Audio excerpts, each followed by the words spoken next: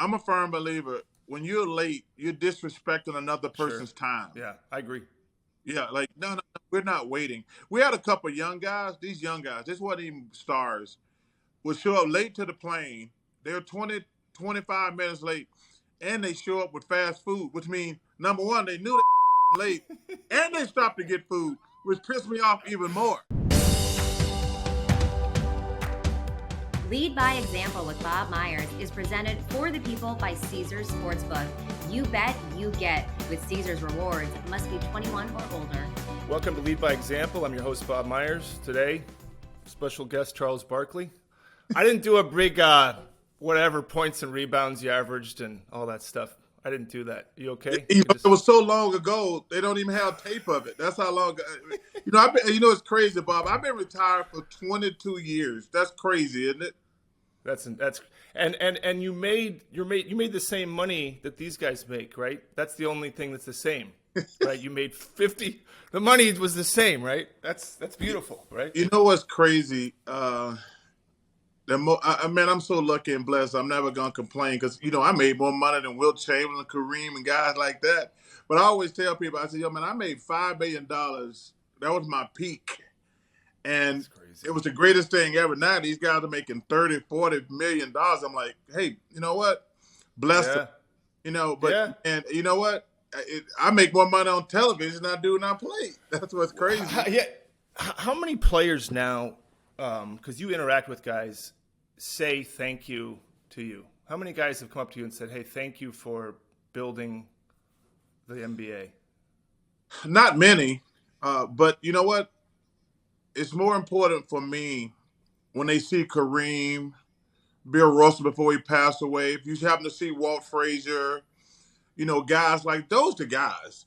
I mean, because listen, I made great money, but those guys didn't make any money. And to me, I think it's really important. Every time I see Kareem, I tell him thank you. Yeah. Every time I saw Mr. Russell, I said thank you. If I bump into Clyde Frazier, I say thank you. Because guys like that, man, at the All-Star game, when they had the 75 greatest, when I saw Jerry Lucas and guys like that, it's just so thank those guys, But man, I've had a good run. I'm not gonna complain. So you are doing something that, I mean, you say it's obvious to thank these guys. I bet that doesn't happen as much as it should. I mean, I would imagine not as much people as you don't get that. And I would say you might be these current guys' versions of them.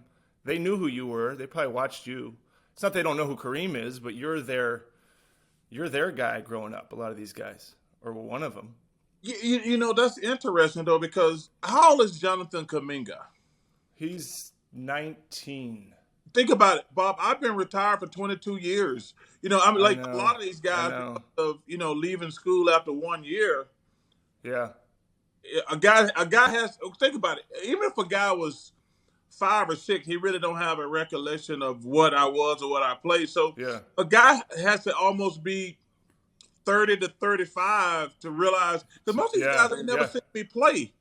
That's why I think it's always interesting we have these debates of how great guys were. I says, well, I'm never going to disrespect Kareem, Bill Russell, Oscar Robertson.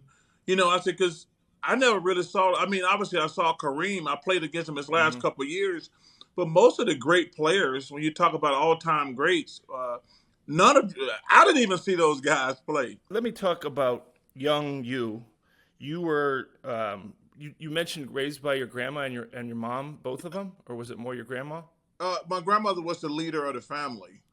So and I lived with her. Great mother. My mother was a maid, and my grandmother worked in the meat factory, but they were great because Bob, when you're growing up poor, you don't even realize you're poor. Because we never starved. We always we lived in the projects, but we never starved. We got one nice thing for Christmas every year. I didn't realize we were poor until I got older. And when did stop for a second? Like when you were a kid, so you lived in the projects. You actually that's where you lived twice. Yes, sir. So what did you get for Christmas? So give me like a Christmas gift of the 10-year-old child. Like what did you actually get? I probably got a pair of shoes. That was And it. that was it. That was it. Like Yeah, that was it. That was it. A that was box of it. Like shoes. I say, That was it. in the meat factory at the time, two of my brothers have passed away, and I got one still living. So, a single mom and a single grandmother trying to make ends meet for four boys, it's not a lot of left over. Yeah, no. So really, but they were great though. They Yeah. it came because in the beginning I sucked at basketball because I was only 5'10", and I grew from 5'10" to 6'5" in 1 year. That's why people, when people talk about my recruiting, nobody recruited me. Nobody's looking for a 5'10" backup point guard. So, but But go when ahead. I grew to 6'5" and became a really good high school player, my mother and grandmother came to every game. And, man, it meant the world to me. And I always tell parents this, man, go see your kids play. You being there is the best thing you can do as a parent. Did you tell them that when they were showing up? Could you say that? Did you I did say not. that to them? I didn't know it because, I'm Yeah, no, kid. Because kids, a lot of these kids are stupid like me. Like, you don't want to be like, man, I'm glad my mom and grandmother are here. Yeah, sure. Other dudes, because it kind of makes you look soft to a certain degree. But now I'm old enough, like, man, I'm so glad, especially since they're both gone now. It really meant a lot to me, them being up in the stands. Well, let me ask you a question. So I don't know the answer to this, and if you don't want to talk about it, it's okay. I don't know the story of your dad. Like, was that ever? My dad is interested. Bob, I hated my dad for a long time because he was never there. He was never in my life really until we got back together, and I actually buried him last summer. But I used to resent him. I tell you when this first thing happened. So my dad wasn't in my life at all. But then you know who he was, Charles? Did you know who? Who he was? Yeah. Okay, he I just knew wasn't he around. was. He wasn't. He left when and he actually moved to California. I think that's as far as you can get away from Alabama, but going across the ocean. Yeah, right. And we were never close, but this was the breaking point. So he comes to my graduation, but I flunked Spanish. First of all, I have no idea why I'm taking Spanish, I might add. That's how stupid I was. Alabama? So I flunked Spanish, and I don't get to March. And he rips me a new he goes crazy. I flew off from California, blah, blah, blah. And, man, I was already devastated. I was devastated that I didn't get to March. I actually, in my hometown, the football stadium and the basketball stadium are side by side. I was so traumatized, I went next door to the baseball stadium and stood on the top rung of the stadium and watched the graduation and cried the entire time. And I remember that night like it was yesterday, and I was like, I'm never going to give people a chance to screw me again. This is how stupid and immature I was. I blamed them for flunking Spanish. I hated this teacher named Miss Gomez because she was one of the most kind, amazing people. But when I flunked and couldn't graduate, I had a bitter anger toward Miss Gomez for 20 years. Then I realized, you big dummy, it was really your fault you flunked Spanish. Yeah. But I really wasn't really going to give my dad a second chance. Then he got sick. And I said, wait, Charles, were you upset because your dad came and couldn't see you, or are you just mad at yourself? Like, I screwed No, yourself? I was mad because he went off on me for flying all the way to California. Yeah, and you disappointed. So you were upset because you disappointed your dad, or because? No, I was pissed because this dude hadn't been in my life my entire. Okay, I got you. He makes me feel like I already. Yeah. And he's like complaining that he flew all the way from California to see me graduate, and I don't graduate. Yeah, gotcha. I was already traumatized. Yeah, sure. But I stood there on that stadium and watched I think we had 110 people graduate. And I sit there and watch him, and I cried the whole 3 hours. And that night, my life was like, yo, man, you cannot let other people control your life. You got to take care of your own life. You can't ever give anybody power to screw you up again. And that was the first major turning point in my life. Because I was like, okay, I learned something from this. And then it took me years to realize, why are you mad at Miss Gomez? You flunked Spanish. Yeah. And so that was the first turning point in my life. And so for you, if your mom, there's a quote I read, your grandma said to you, you're, if you didn't get a double, you're a damn embarrassment to the family. That's a kind of harsh, that's not an easy thing to live out. Doubles aren't that easy. Yeah, but my grandmother, man, she was father, general, soldier. She was hard. And she didn't take no BS off anybody. And she thought she was a player coach. And I'd get a phone call, whether it's in college, even in the NBA, boy, you embarrassing this damn family. How in the hell can you play a whole basketball game and not get 10 rebounds? I'm like, granted, no, I don't want to hear it. So that was my thing that got me to the NBA is rebounding. So she used to get so mad at me. Like, I'd be sitting on the bus after the game, and whether we won or lost, and I see that number pop up, and I'm like, oh, this can't be good. Because and it was like, you never get less than 10 rebounds, Charles. You never, and I mean, that was her motto. That was her thing. Yeah, that was her motto. Hey, you get at least 10 rebounds every single night. That's what got you to the NBA. If you don't get double digits rebounds every night, you're not doing what you're supposed to do. And let me ask you a question. So her and your mom, so you're young Charles living in Alabama. Was there a time you remember where in that state, in the place you live, where you came home and looked at your grandma or your mom and you said, why am I being treated? Maybe you said it differently, but why are people treating me differently because I'm a black guy or I'm a kid? Like, did you have a moment in your life where you experienced racism or kind of like, maybe it was even college or after? Well, because the reason I asked, Charles, is I feel like you're a good person.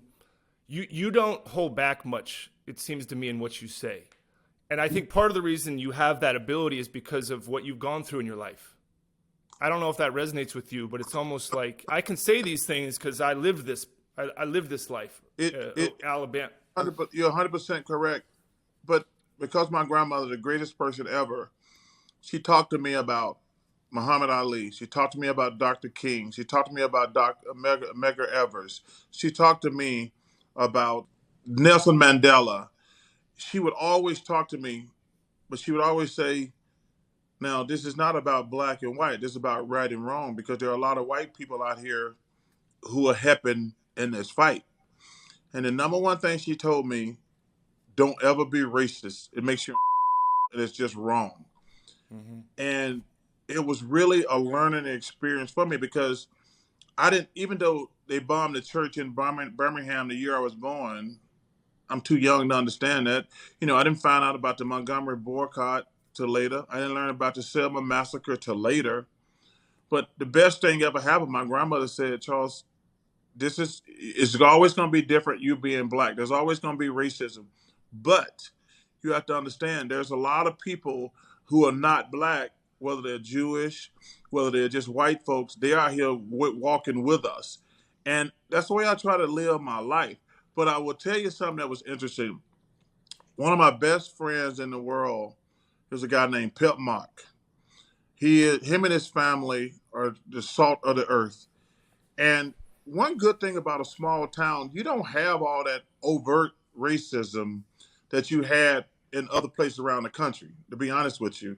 The first time I felt like something different was like, it actually happened in my own house. Pep's mom said, hey, you want to come over for the weekend?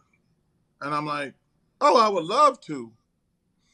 And I went and told my mom, and I said, Mom, Pep's mom invited me over. And she says, now, well, how do you want to handle that? I says, what do you mean? I says, I mean, this one of my best friends on the team. She's like, well, they live on the white side of town. We don't go over there. And I'm like, Mom, what the hell are you talking about? Yeah. And then she sit me down, her and my grandmother, and we talked about it. I says, hey, yeah, you know what? I don't want to live like y'all.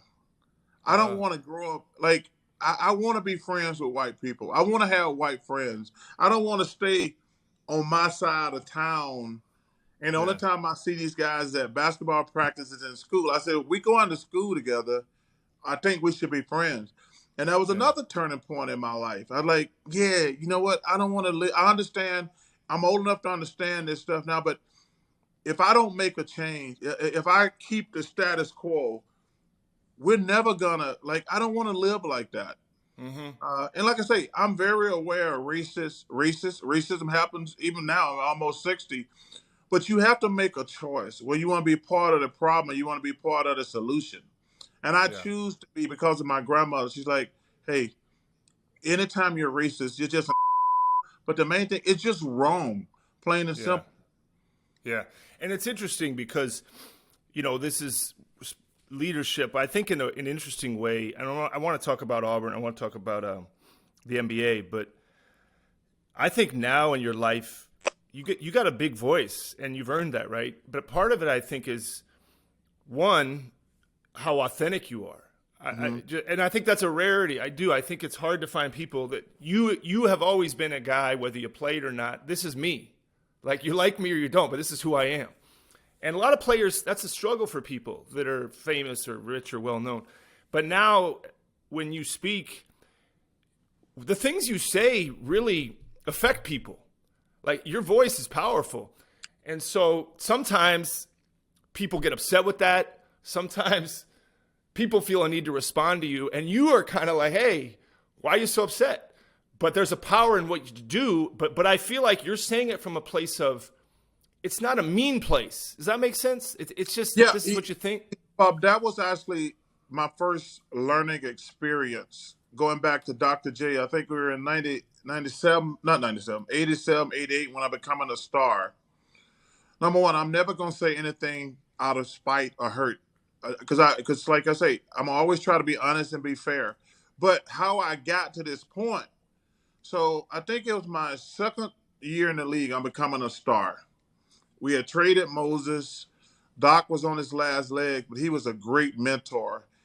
And I says, Doc, I'm having some trouble with some things. He says, sit down, let's talk about it. He talked to me, he says, now the number one thing is, our lockers are close together. I know exactly what you're trying to do. He says, what? He says, you can't make everybody happy, young fella. He says, you will go crazy. First of all, trying to remember all the lies you told to that person. He says, right. You're going to have to make a decision what type of star you want to be, what type of personality you want to have. And I'm going to stick with you no matter what. He said, but now, if you're going to come out here and try to please people, your head going to be on a swivel 24/7. Now, the other choice, he's kind of lived that life. Doc wanted to please everybody. Right. But he realized, like, later in life, like, nah, I should have been maybe a little bit different. Yeah. Well, I'm going to go the other approach. He says, now you're going to be dodging a lot of arrows, being honest. Yeah. He said, but the best thing about it, you're going to be able to look yourself in the mirror. Yeah. And the other person who told me that was Dick Ebersol. He's my mentor as far as television. We sit down and talk about me going into television. He says, Charles, I think you would be great on television. And I think I had one more year to go. He says, you're going to be great on television, but you're always going to be in trouble. And I'm like, what the hell does that mean? Yeah. He said, Charles, when people tell you they want honesty, they really don't want honesty, especially fans. Fans want two things. Tell me my favorite player is great and tell me my team is great. And if you don't say that, you don't think, and I think it's humility, you are self-aware and humble enough to know what's the big deal. But the big deal is people care what you think to a level that you don't understand. And even going back, Charles, when you said, I remember, because I was a kid when you said, I'm not a role model. And I remember growing up going, of course Charles isn't a role model. And then people got upset when you said that. And I was more thinking like, well, why would Charles? And look, sure, you're a great player, but I think the way you said it was like, don't look to me to be your role model. But then you took so much heat for that. And then I think it came full circle where you were kind of like, okay, if you view me as a role model, I'll try to be one. But you were saying that from a place of pick someone else because there's other people like Mandela, all the people you mentioned. Yeah. But I thought that was fascinating. Well, so it was very fascinating because when I went to Nike with that commercial, they're like, "You nuts right now," and I said, "No, no, no. Let's do this. I'm gonna explain why. Let's do it." Right. They're like, "You're nuts." I said, Mm-hmm. "Well, let me explain why I want to do the commercial. First of all, it's going to spark a great debate. Bob, I'm very aware when I say certain things because sometimes I'm just trying to get the conversation going. Let's get the Sure. conversation." Yeah. Yeah. And so this one, I said, okay, they're like, if you want to do this, let's do it. Because the reason I made the commercial, we got too many black kids who think they can only be successful through sports and entertainment. So Yeah. we have way too many segregated schools in this country. So obviously, guys on teams do a lot of speaking. You go to Mm-hmm. predominantly white schools, you go to predominantly black schools, and I always ask at the end, well, what do you want to do when you grow up? And I noticed when I would go to a predominantly white school, guy would say, I said, well, how many of y'all want to play pro sports? Only like 10 to 15% of the white kids are raising their hand. I said, what do you want to do? I want to be a doctor. I want to be a lawyer. I want to be an Mm-hmm. engineer. I want to be a teacher. And I'm like, wow, that's awesome. Because I know how hard it is to get to that NBA. So it's like hitting a lottery. But the problem was when I would go speak at these black schools, well, I said, how many of y'all want to play sports? It was pretty much 100 raised their hand. I said, oh, man. And I Yeah. let it actually go on for a couple of years before I was like, these black kids think they can only play sports and be entertainers. They don't think they can be doctors, lawyers, Sure. engineers, teachers, and things like that. So I got my friends, I said, hey, make sure we pay attention to these things. So when we're speaking, and I said, I'm going to go to Nike with this commercial. And I want to give Nike a lot of credit because they came back to me after about 2 years and says, this is one of the best things we ever did. We were Mm-hmm. wrong. And Mm-hmm. 90%, they said 90% of their letters from people were positive, saying, I said, I tell people, I said, I'm the only guy in the world who ever got in trouble for telling kids to listen to their parents. I mean, that's how crazy some Yeah. of this is, Bob. It was kind of like, so when I asked you, I think you said my role model was my grandma or Yeah. my mom. And I think I looked at it like, yeah, why would your role model be an NBA player that you don't even know? But I was in San Quentin one time, Charles, and this was during the Kaepernick stuff. And Harry Edwards was a prominent kind of civil, justice guy from Cal Berkeley, and he was speaking to the San Quentin inmates, and I was in there, and he said the same thing you said, which was he would go speak to a group of inner city kids and say, how many of you want to be President Obama? And you'd think, a few guys. How many of you want to be Steph Curry or LeBron James? All of them, right? All of them. And so so then you go, okay, I'm not going to change that. So what do I do with it? Right. And I think that's what you're doing now, where you go, okay, you want me to be a role model? If you want to look up to me, and I think with all the things you're doing outside of broadcasting, have you kind of said, okay, if you want me to do that, if people are looking at me and I am a role model for you, then I'm going to do these things? Man, basketball has been so great to me. I mean, I'll be 60 and I ain't never had a real job in my life. So now on the backside of my life, I'm trying to make sure that I do some good stuff with the blessings that I've had because, Mm-hmm. The money that I'm making now, the charity stuff I'm doing right now is really important and significant to me. And Mm-hmm. I feel like I'm in a good space. The tough Mm-hmm. thing for me is gonna decide when to walk away. Yeah. Um, Yeah. and because, like I say, I want to leave too soon instead of too late. With Caesars Sportsbook and Casino, every bet earns with Caesars Rewards. That means whether you win or lose, you're always earning towards perks like free stays at iconic Caesars properties, game tickets, dining, and more. And if you haven't started yet, here's a reminder. Your first bet is on Caesars, up to $1,250. Download the app with promo code OMAHAFULL and place your first bet. If you win, congrats. If you don't, you'll get your stake back as a bet credit.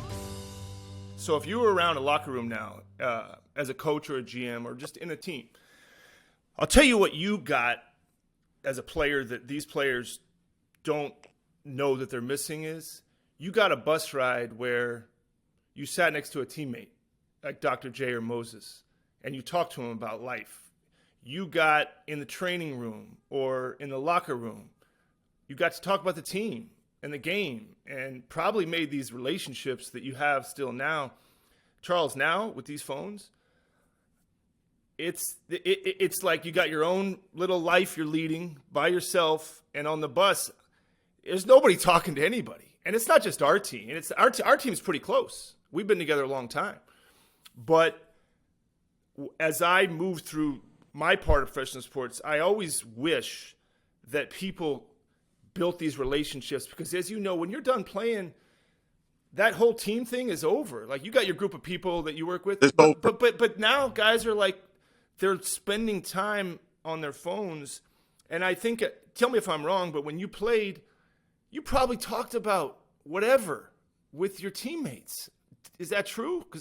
Well, because those guys, man, first of all, the best thing ever happened to me basketball wise is probably Moses Malone.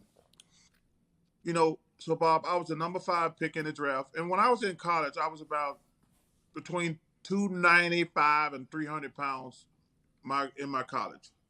But I led the SEC in rebounding all 3 years I was in college. And so I was the number 5 pick in the draft. I wasn't getting to play. And me and Moses happened to live in the same neighborhood, in the same building, excuse me.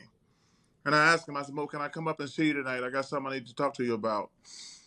And he said, yeah, come by, young fella. And I went up there that night, and I said, Moses, why am I not getting to play? He says, son, you're fat and lazy. I'm like, what? He says, Chuck, you can't play at 300 pounds in the NBA. That was the best thing ever happened to me, Bob. Bet by far. Because like I say, I didn't know I needed to lose weight because I was having success. So he says, and Moses already one of the best ever to do it. He said, I'll meet with you before practice, after practice. He said, let's lose 10 pounds. I get to 290.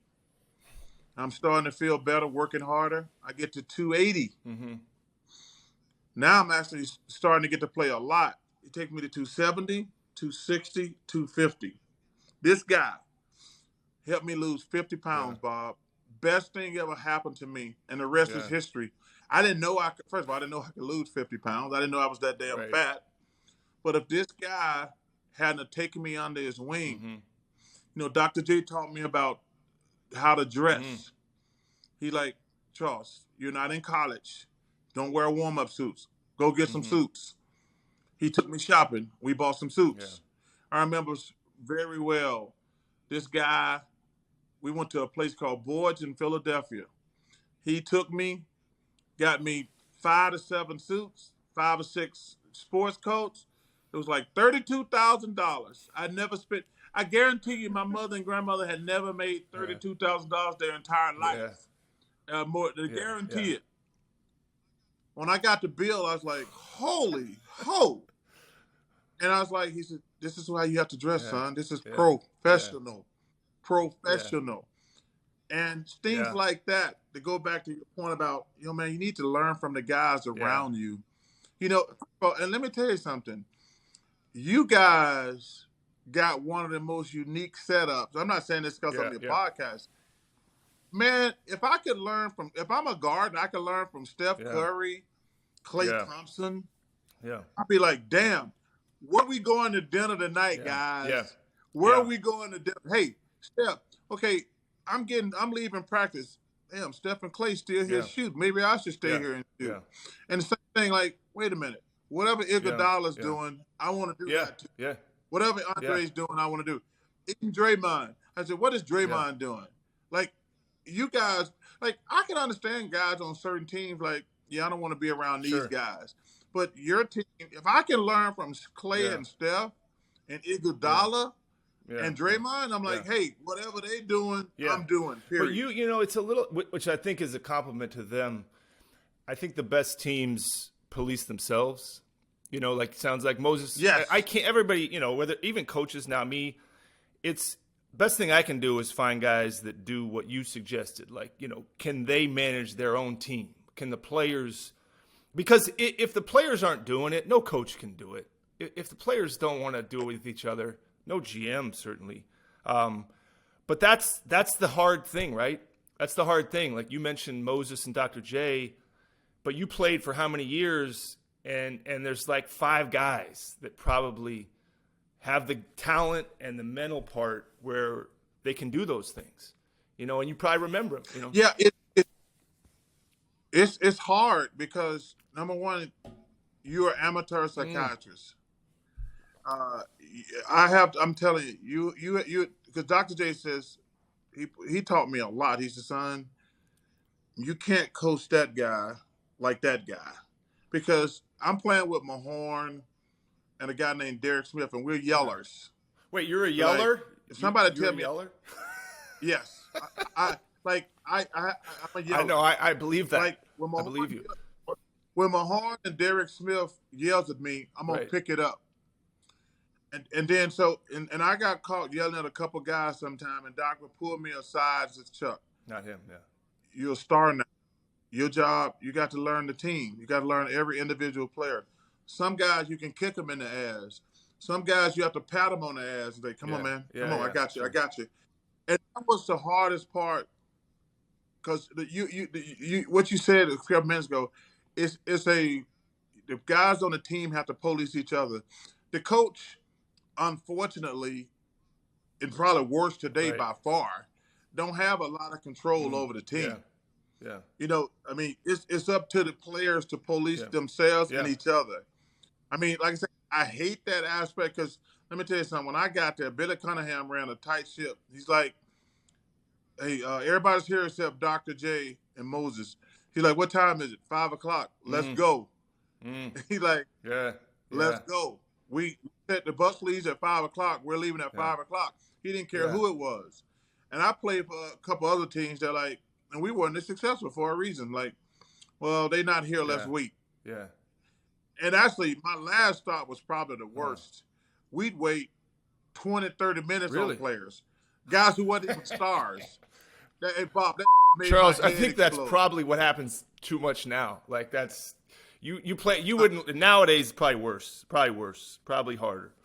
You like no. Go ahead.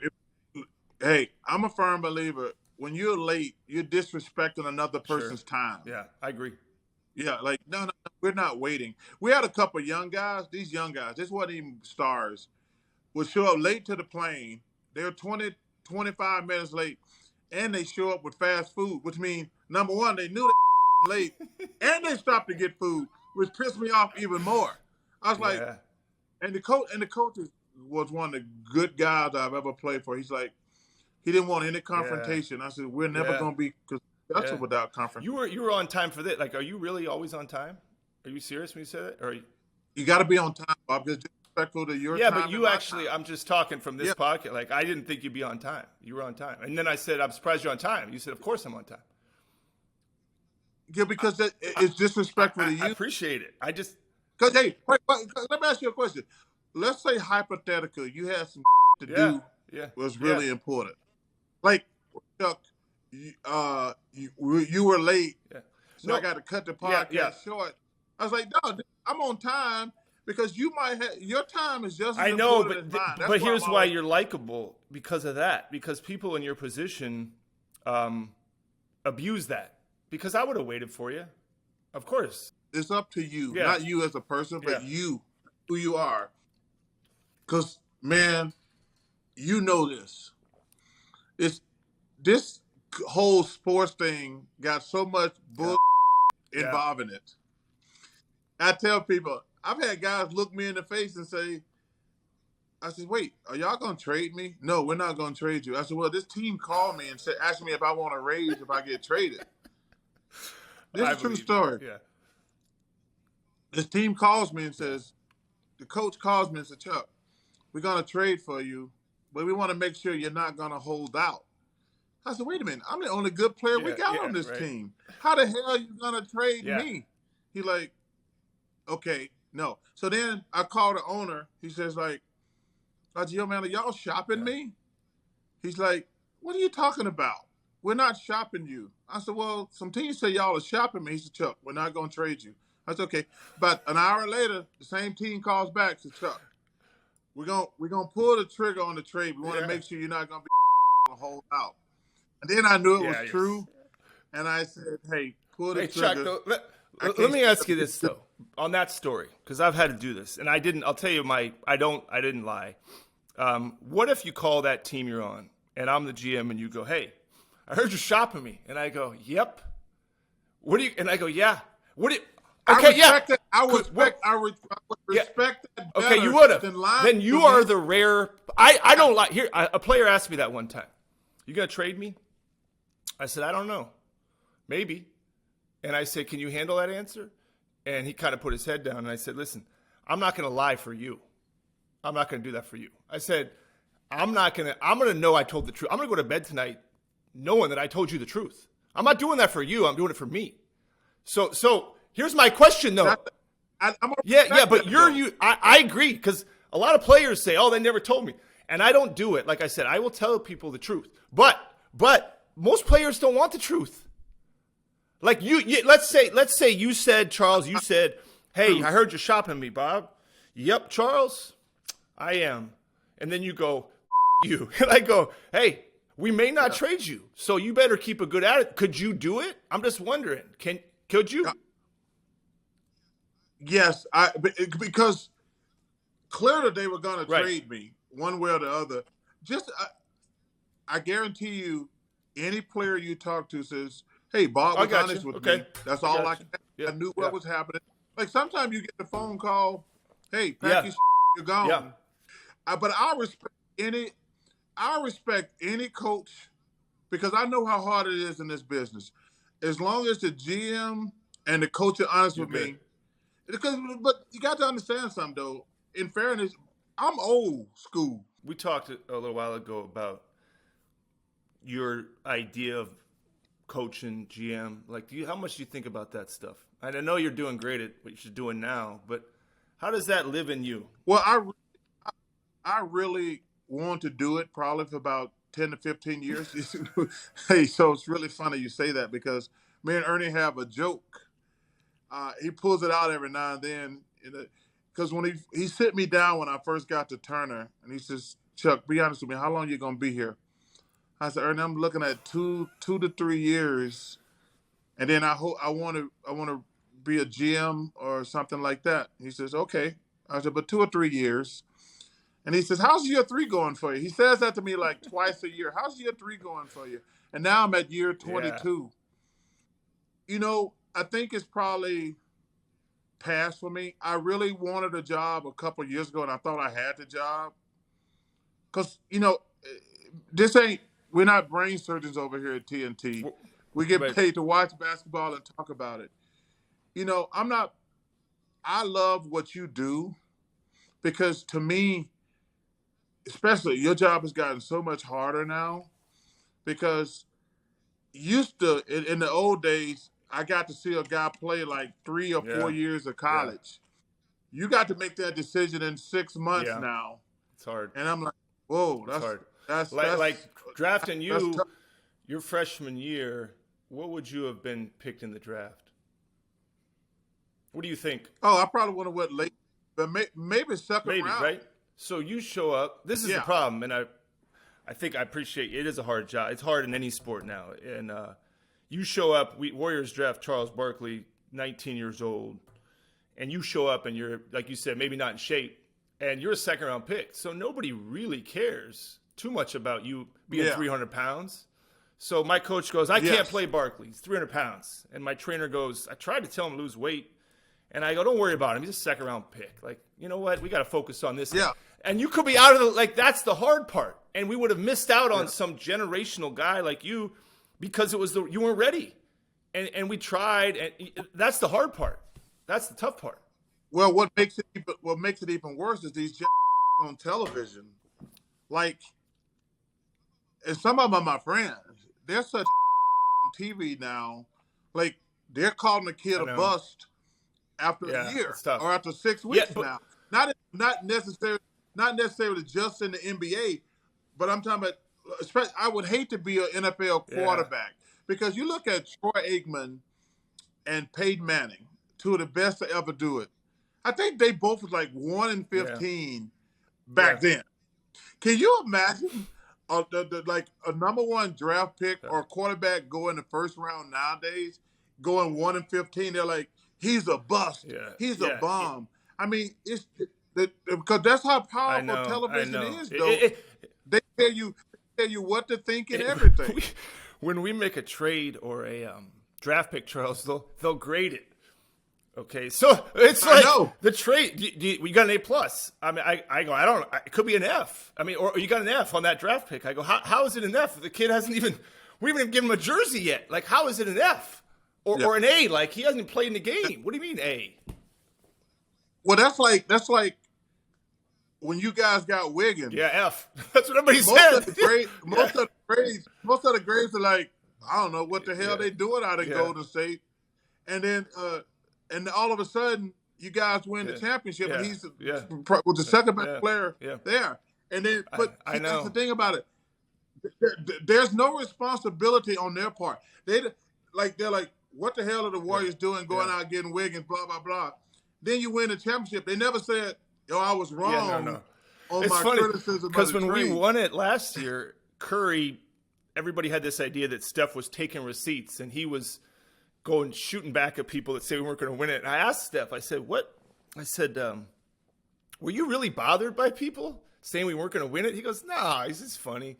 You know, he said people say we couldn't, but he's unique like you, where a lot of these people can't do that. You said we suck, Charles, and we proved you wrong. You're like, I don't care. Like, you did suck at that. Yeah, you did suck early in the season. Now you won it. Good for you. Yeah. You know, so it's just, you're right. But most people can't look at it like that. It's hard. They do care if they got to grade this or that, or they're a bust, or somebody says that. It's hard. Like, it's powerful. Yeah, but when I speak to a lot of college teams and some pro teams, and we always talk about self-esteem. I said, guys, it's called self-esteem. It's not what this do. It's not what your wife says. It's not what your girlfriend says.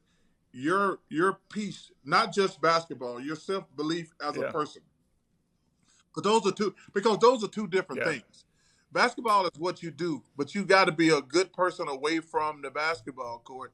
But it's called self-esteem. Because if you live your life worrying about what everybody else say about you, you would go crazy. You know, you would go crazy. Because how many people have like a really pure heart when they're criticizing you? Like, I don't like you because of this. That's why I'm saying nice, mean things to you. So you can't worry about what every Tom, Dick, and Lucy say. You can't do that. But the hard part now is, Charles, is you pick up the phone that we all carry everywhere, and then you can find out what people think about you. And the problem now is for a lot of, at least athletes, up until a certain age, if you make it pro, 90% of it has been how great you are. And then you get to the pros, and most guys struggle. Quarterbacks, you mentioned some, and then all of a sudden it's like, whoa, these people are mean. And they loved me before. And then you have to sit this guy down and go, okay, listen, here's the deal. It didn't matter when they said you were great, and it doesn't matter that they say you suck. And that's a hard thing for a 19, 20, 21-year-old to process, because they're kind of like, wait a sec, when I was 14, I was the number one quarterback, and then they said I was great, and I got recruited to all these schools, and now they say I'm a bust. That's not an easy thing. Yeah, it's not, because like parents walk up to me all the time telling me their kid going to be in the NBA. They're like, my son is Mr. Florida. He's going to be in the NBA one day. You know what I'm saying to myself, Bob? I guess you don't know they got 49 others out there too. Yeah. Like, you know what I say to these people? Like, I know you might be friends with Tiger Woods or some of these guys, and I go, okay, your kid's going to be the NBA. Like, what do you think that means? Does that mean he's going to be a good person? Yeah. I go, I'll tell you what it might mean. Yeah. He might be rich. That's it. Like, that doesn't mean he's going to be a good dad or a good husband or a good friend. But you think this is and you look at Tiger and you go, yeah, Tiger is maybe the best golfer in the history. Was his life easy? Like, has his path been easy? Yeah. And then you go, and if I told you, and you got kids, like, would you give them his life? And you might be like, no. No. And that's crazy. Like, if somebody asks you, like, you got kid, you go, hey, do you want your kid to be the best at something ever? You might go, I don't know about that. What does that mean? You know, but people don't do that. My kid's going to be the NBA. That's going to solve all my problems. And I go, what are you talking about? That might create some, you know. Yeah, there's a great saying. I think it's, hey, live your life. Yeah. Don't try to live anybody else's life. It's already taken. Yeah. Charles, how many kids for you? How many children? Just one. What? You know, Bob, I got one daughter. She's 33. She just had my first grandson. His name is Little Henry. It's the greatest thing ever happened to me. You know, my daughter, you know, you're talking about expectations and things like that. So my daughter's like 6 feet tall. She's been 6 feet tall since she's like 2. So I'm thinking I'm going to have the best basketball player in the world by the time I train her and everything. And, you know, and I'm like, that was my dream. And I'm like, she's going to be the best basketball player in the world when I get to work. Because she was like 6 feet tall when she was like 6 or 7, to be honest with you. I'm like, oh, man, when I get her, I'm going to get her the best teachers. I'm going to work with her. She's going to be great. So I said, I put her in the basketball. I'm like, I don't think she likes basketball. I said, you know, you got to bang. She said, Dad, I'm bigger than other girls. I might hurt them. I said, that's the objective. Kick their ass. And she didn't like basketball. And it was traumatic for me. And I was like, then I put her in volleyball. Then I put her in lacrosse. I put her in soccer. And then one day I called, hey, can I talk to you? I says, do you like sports? Dad, I don't like sports at all. And I was like, what? How old was she then? Was she high school? I think 15, it was like 15, 16. And I says, okay. And going back to that thing you were talking about earlier, like, she was a straight A student. She's really nice. She's a great person. And I was like, I'm proud of her. It's not her. It's not my life. Yeah. It's her life. So I'm so proud that it goes back to you were talking about. She's a nice kid. She got a great husband. Being a really good person. I'm so proud of the woman she is, the wife and mother she is. But I tell all these guys, man, basketball is what you do. It's not who you are. That's a hard one. But that's the toughest thing about being a jock, because if basketball is your whole life, because you said something earlier, okay, you're the best when you're a teenager. Then you go to high school, and then some of y'all gonna get left behind. Then you go to college, most of y'all gonna get left behind. Then you go to the NBA. Yeah. 99.9% of y'all are gonna be left behind. And if your whole life has been house dribbling a stupid basketball, it's gonna be a struggle for you. Your daughter, let's say 20 years from now, Charles Barkley gets a 30 for 30, or you probably already have one, and they sit your daughter down and they go, what was your dad like? What do you hope she says? Great question. So he made sure I was smart. He made sure I was strong. He made sure I was treated correctly. But I think the main thing, he says, I could call my dad anytime if something was going bad. And he'd be like, I'll be on a plane tomorrow. I'm really proud. I think I did a good job. As I get criticized all the time, I say, you've been a great kid so far. So that's like my favorite line to her. I said, she said, Dad, you've been a great kid so far. And I said, you know, hey, it's a fluid situation. You can go off the deep end any day now. You never know, Bob. But you know, that's funny. But you know what I love? You watch these famous people get celebrated, and whatever it is, a book, a story, a movie, and they interview the kids. And it's kind of the last thing. They go, what was your relationship like with your dad? And they go, yeah, he wasn't around that much. Yeah. It sounds like your daughter would say, my dad was always there, which is pretty damn good.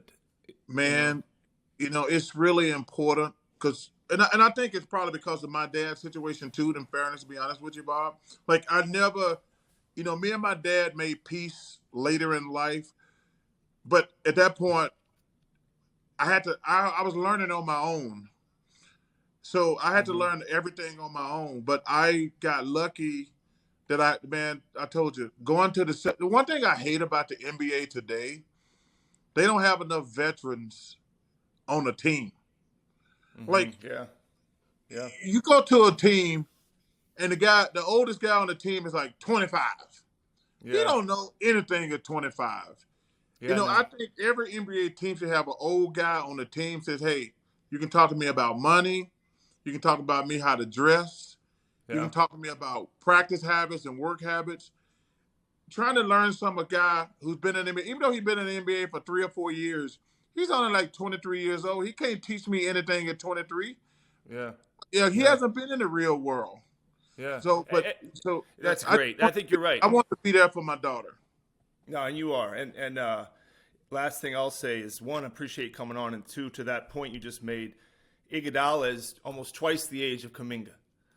Almost twice the age. But what Iguodala says to Jonathan Kuminga is 1,000 times more important than anything I could say or Steve could say, because he's done it. He's walked that path. So you're right. We do need more vets. I'm partly to blame, like people in my position, but that's for another day too. Yeah.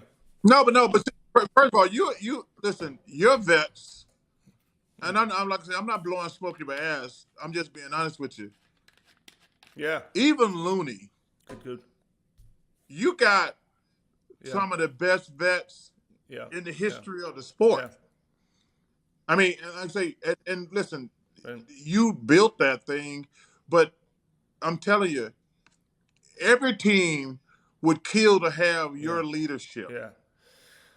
And I mean, I'm not gonna say, I'm not saying that just because I'm on your podcast, because one thing about pro sports, it's all about clicks. There's guys on your team you click with, and if you click with it can go off the rails really, really quickly. Yeah.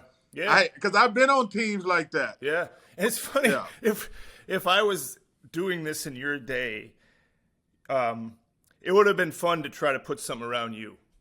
It would have been interesting, because I tell Draymond, one of the best things about, and you share this too, is when you walk in a room, everybody knows you just walked in the room.